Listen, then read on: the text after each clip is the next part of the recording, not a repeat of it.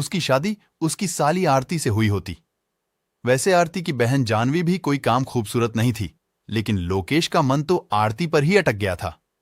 लोकेश पूरी शादी में कोई न कोई बहाना बनाकर आरती को छू लेता था और आरती भी इस अनछुए स्पर्श से बहकने लगती थी। आरती ये भूल गई थी कि लोकेश उसकी बहन का होने वाला पति है।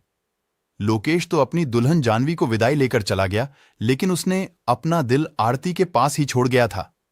शादी के बाद भी जब उन्हें बीच में मौका मिलता तो दोनों ही मादक मुस्कान से एक दूसरे के मन को सींच लिया करते थे। धीरे धीरे लोकेश की शादी को 3 साल हो गए थे। जब भी वह ससुराल जाता तो वह आरती से सुख लेने की कोशिश करता था।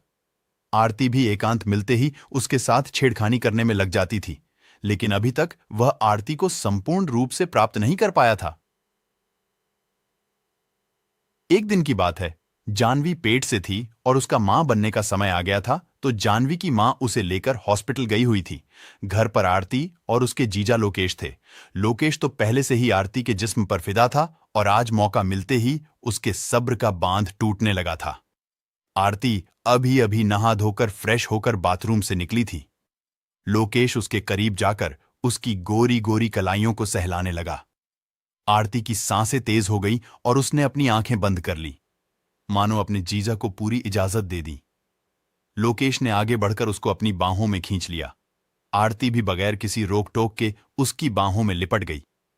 आरती के गदराए बदन ने लोकेश के मन के अंदर का ज्वालामुखी को भड़का दिया।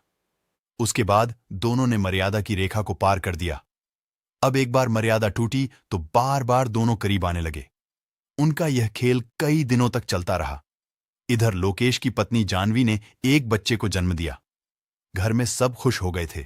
कुछ महीने बाद जानवी अपने बच्चे को लेकर ससुराल पहुंची। बच्चे की देखभाल के लिए जानवी ने आरती को अपने ससुराल बुला लिया था। आरती तो यही चाहती थी। वह खुशी खुशी आ गई थी। इधर भी जब दोनों को मौका मिलता जीजा साली अपनी अपनी प्यास बुझा लेते थे। ऐसे ही एक दिन की बात है। जानवी के सास ससुर सब सो चुके थे। उसकी बहन आरती दूसरे रूम में सो रही थी। वह भी गहरी नींद में थी, लेकिन रात को बच्चे की कुलबुलाहट ने उसे जगा दिया।